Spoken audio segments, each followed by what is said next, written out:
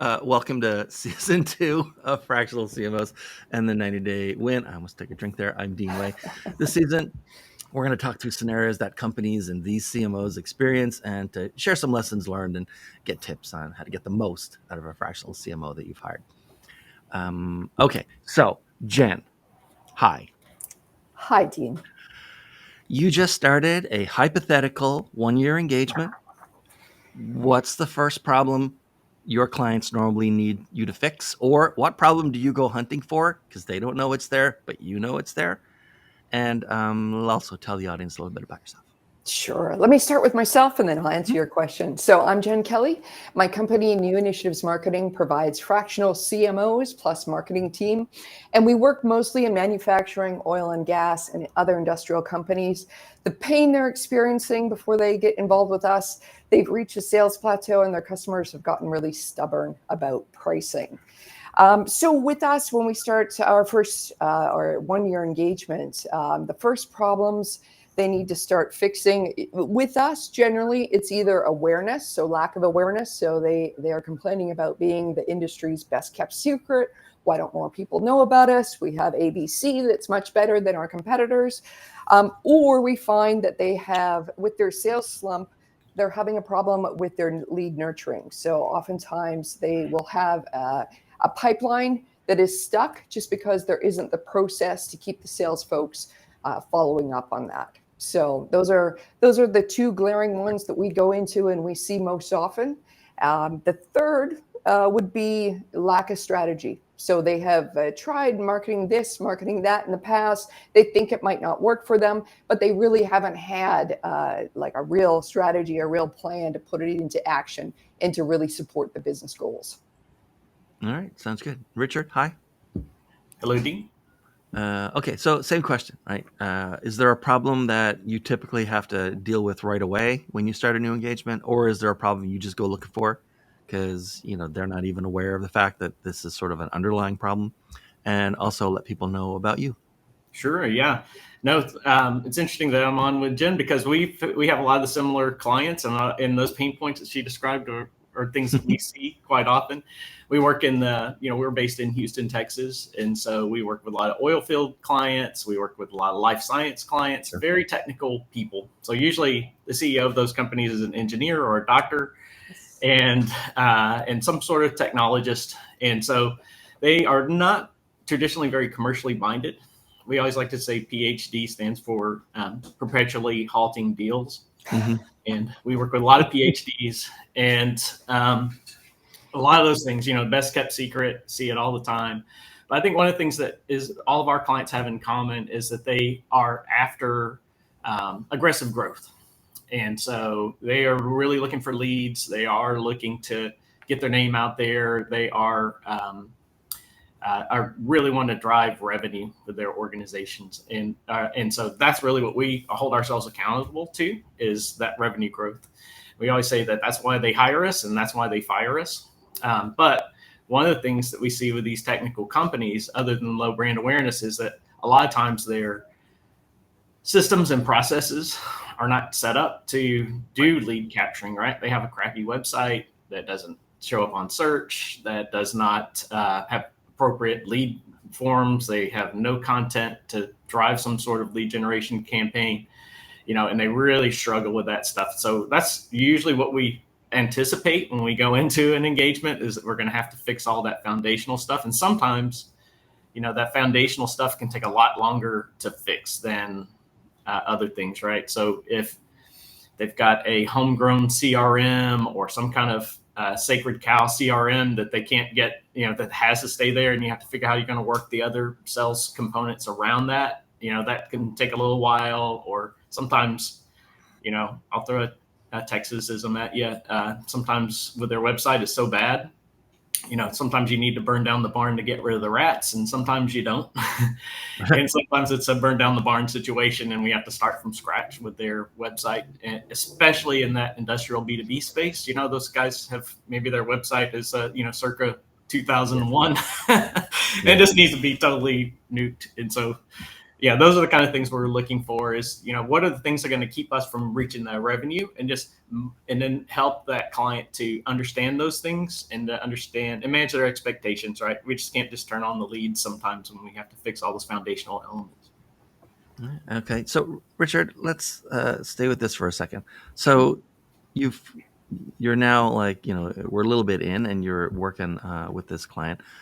Besides sharing information that you need, there's no point in hiding things from a fractional CMO.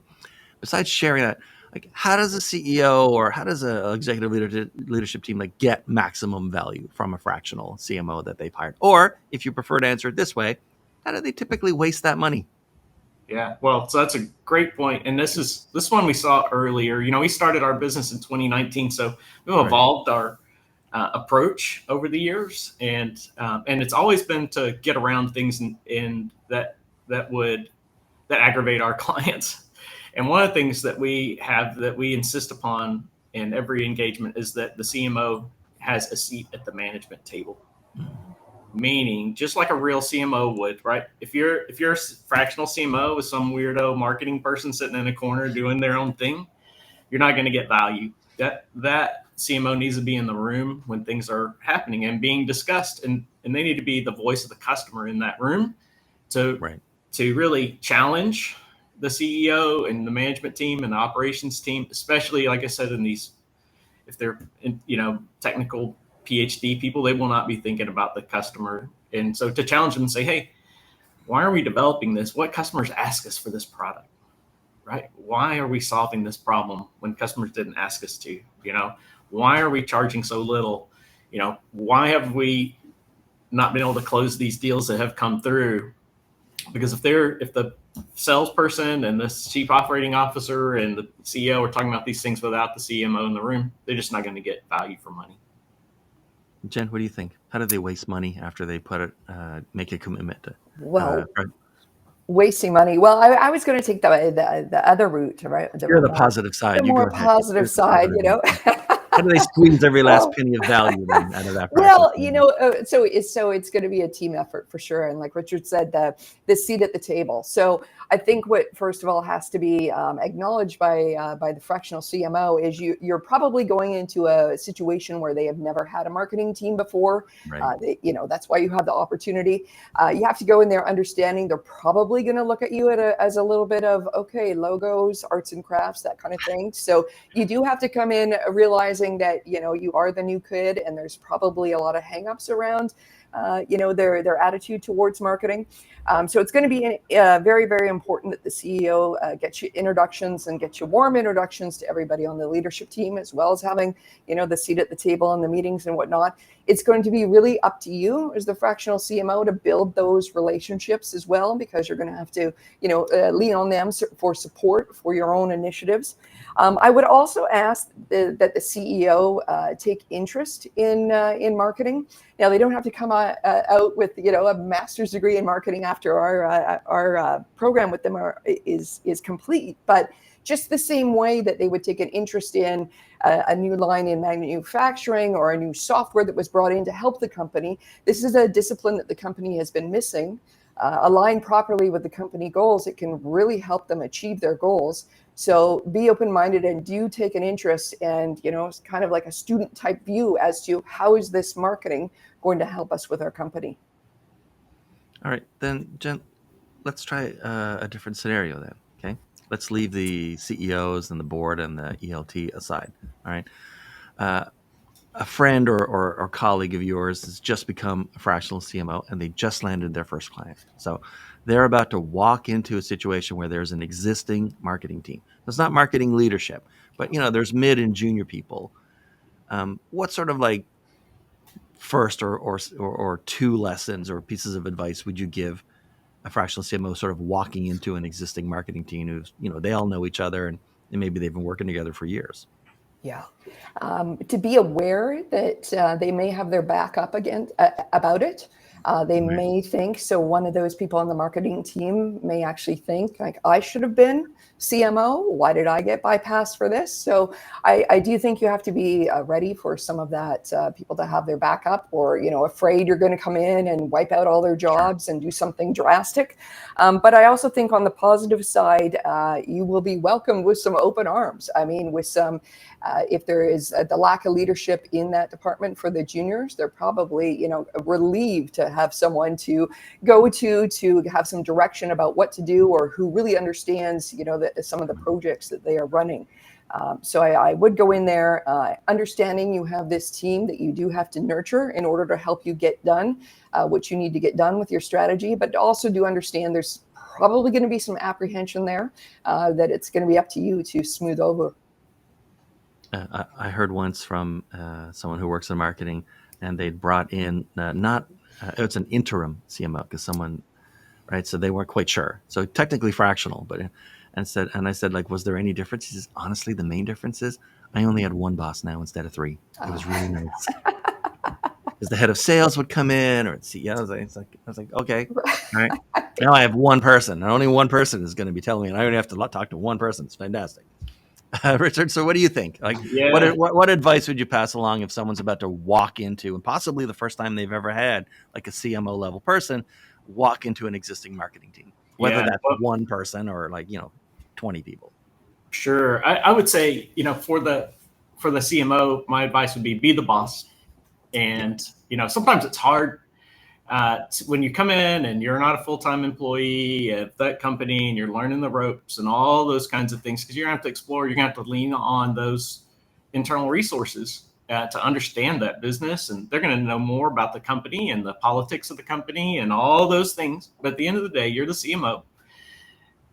Everything, you're accountable for everything marketing, and you're the boss. And you need to evaluate those employees like you would if you're a full-time CMO, and understand that. And to Jen's point, we've seen this a lot, in our clients. I could tell we work with the same kind of clients, is that, a lot of times you're the first boss they've had in that company that understands the marketing métier. And they're like, wow, thank God somebody that understands how this stuff works can hear me out. And they're going to do that. And I think, for those employees, it's really a good spot for them to be in, because they have an opportunity to really grow and then work with somebody who is going to help them, get maybe sometimes they had great ideas and they just weren't being heard by the engineers and the PhDs that were their bosses. And they need to hear those things, and having somebody in that role that can be supportive of them is really powerful. Other times we've come in and the CEOs told us, look, this is a total house cleaning situation. Like, we don't know how this got in such a bad situation, but we really need to go in there and evaluate the team and tell us who should keep and who should not keep.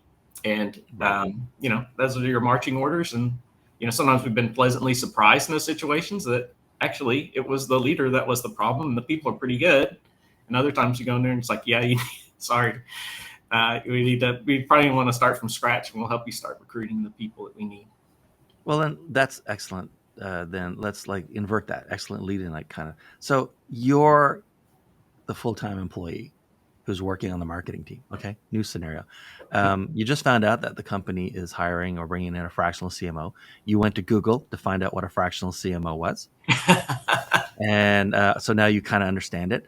So what are your first couple or three moves as that employee in those first days when that fractional CMO shows up? So I think in that situation, you need to be able to get ready to learn and get ready to collaborate with that person, get ready to help that person. They're going to come to you with questions. They're going to want to know about the organization. They're going to know about the politics. How do we do things around here? What's the culture like? Be supportive of them in that situation. And then also be ready to learn, because you're going to probably, one thing that you can always count on with a fractional CMO is that they have worked in multiple industries. They've got lots of tricks up their sleeve. Right. They've kind of seen things that you probably have not seen as that employee, especially a junior level employee or a mid-level employee. And get ready to learn and take your game to the next level. And then maybe one day you can be CMO when that person leaves. Yeah. Fractional CMO gigs are temporary. And when you leave, maybe you are the one that could be positioned to take the place of the FCMO when they leave.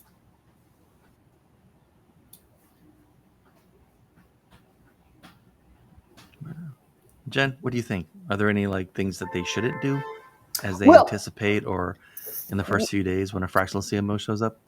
I was going to piggyback on what Richard said about showing the CMO what you've been doing.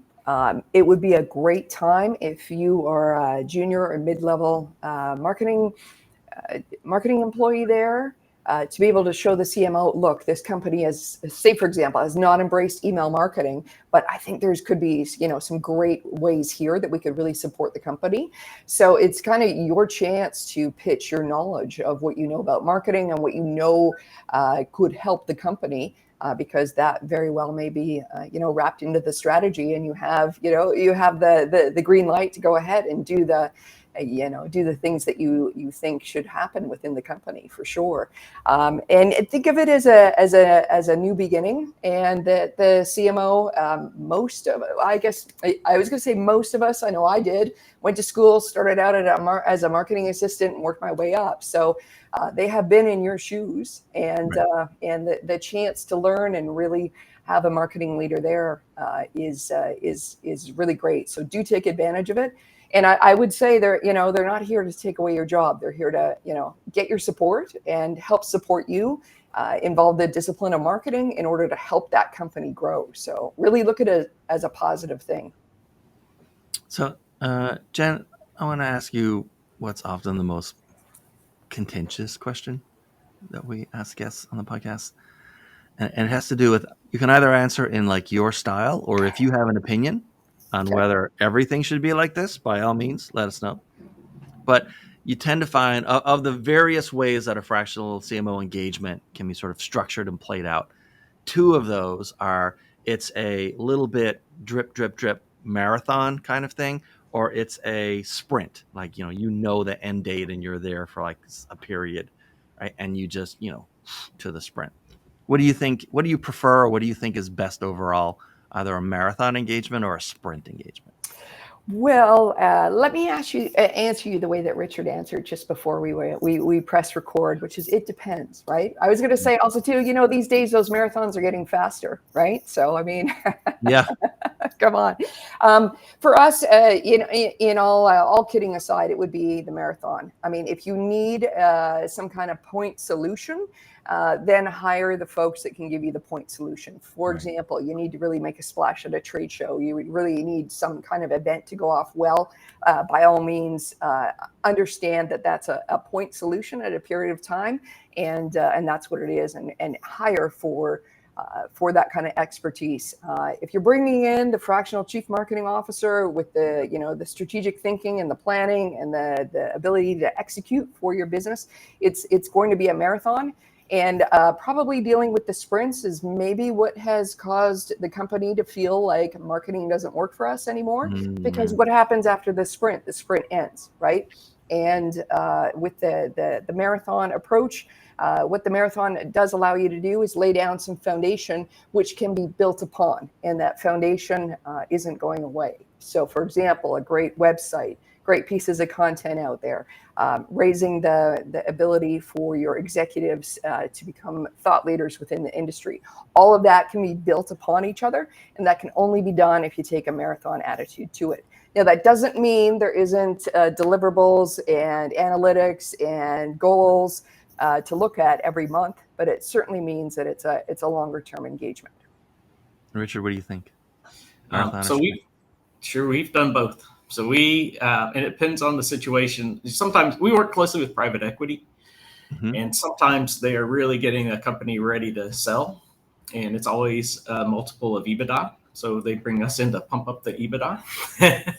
And so it is it's not like a 2-week sprint, right? But it might be a 3-month sprint or 6-month sprint where we really are focused on really driving the earnings of that company. So we'll get in there and really, really focus on that one thing, get their sales pipeline filled up, and get them with good leads. That's going to increase the enterprise value of the organization. Right. Get get their sales process aligned and set up. A lot of times our clients don't have a sales process, a documented sales process. And so, okay, well, let's help you with that, and get people in that sales pipeline, and then just get them set up and looking good and ready to go, and then help them through that sales process as they sell the company, and help them make a lot more money when they sell it. Other times we've been in like 3.5 year long engagements with clients, and that's a definite marathon.